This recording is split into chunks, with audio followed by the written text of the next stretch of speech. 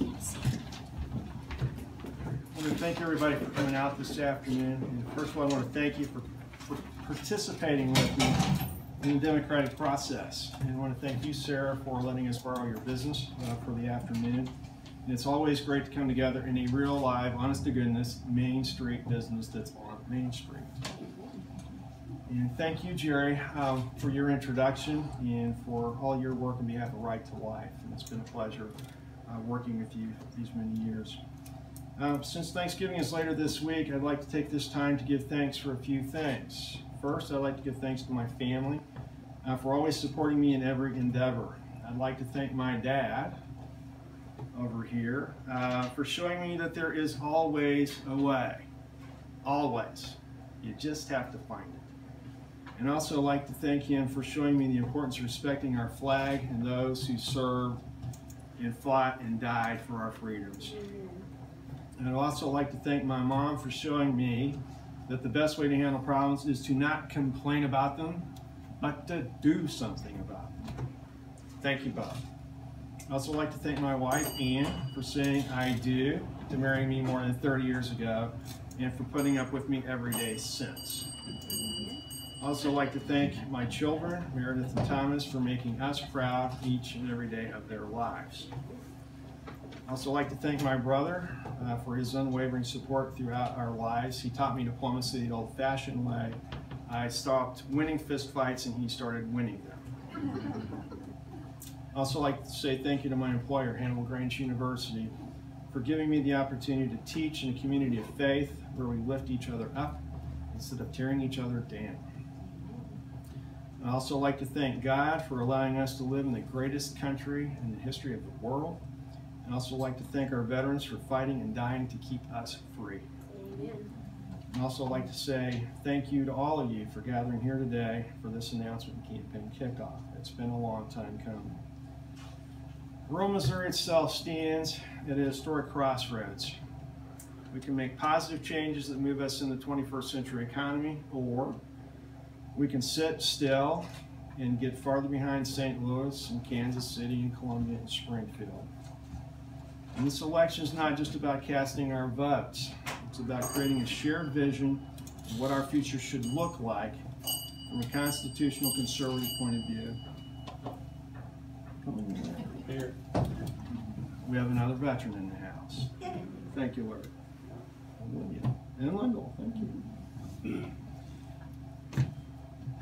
As your next state representative, I look forward to working with you to help bring that vision to life. The Missouri Constitution has stated since 1875, that's almost 150 years ago, 1875, that we the people should be able to keep the fruits of our labor. And that leads me to ask a few questions about how we can accomplish that goal together. And this is an interactive exercise, so these are rhetorical questions, and feel free to sing out when you know the answer. My first question is this: should good government get out of the way of good people so we can keep more of our hard-earned tax dollars? Yes. Yes, please. I will introduce legislation every year I'm in office that will gradually lower your personal income tax rate. We do not want to make the same mistake as Kansas, so each decrease will have a revenue benchmark to meet. I know what it's like to make payroll, and every little bit helps. My second question is this: are we ready to create a safe space for Missouri employers so they can create more jobs and we can stop hamstringing small businesses? Yes. Yes. Yes. Rolling back thousands of outdated and useless regulations is a start. And we have more than 100,000 on the books in Missouri to choose from. Last count, Lyndall's over 112,000. It's up there. And these range from regulations like requiring hair braiders to complete more than 1,500 hours of training to braid hair, and requiring electricians to obtain local licenses one at a time. Are we ready for Missouri to finally have its own rural economic development policy? Yes. We continue to use young people because they leave home and they do not come back. We have some young people here today we want to keep.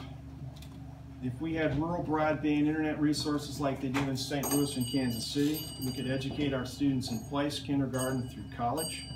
We could save millions in costs through telemedicine. We could improve services to our veterans, especially in regard to mental health. And we could promote the creation of new businesses using e-commerce platforms in rural Missouri like the rest of the world. And we do have businesses here in town I've heard from. They do not have enough bandwidth now, and they've got the good stuff. This is an issue that I've been working on hard at the regional and statewide levels already for more than a year. Plan to do that even more in the future. Are we ready for rural Missouri to have an education plan that trains those who are not going to college through apprenticeships? Yes. Not everyone is meant to go to college right out of high school, and keeping our young people engaged in their communities to help keep them here for their most productive years when they are raising families is necessary. We also need to fully fund our public education every year, because if we do not get K through 12 education right and keep it local, the rest does not matter. Are we ready to look at alternative ways of investing in our roads and bridges before they crumble all around us without raising our taxes through the roof? Yes. We can take dedicated revenue off the top from our sales and use taxes and use that money to build and maintain our roads and bridges. Are we ready to take a hard look at agriculture as the leading business in Missouri? We need to invest in wider bridges on our rural roads so we can move larger and heavier equipment. We need to invest in our ports so we can move our agricultural products more efficiently and effectively. And we need to invest in beef processing facilities so we can add value to our herds that are the third largest in the country without shipping them to other states first.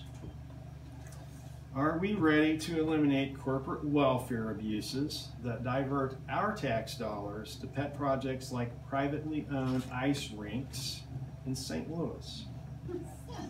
I am. Are we ready to stand up for our conservative values? Yes. Are you ready to join with me to fight for our Second Amendment freedoms? Yes. Absolutely. Are you ready to join with me to fight for the right to life? Yes. Are you ready to join with me to support economic opportunity for everyone in rural Missouri? Are you ready to elect a strong constitutional conservative to represent you in Jefferson City? Yes. Can I count on your support in the August primary and 50 weeks from today, November 6, 2018, so we can make that happen? Yes. I'm ready to go to work for you. Let's get this done together. Thank you.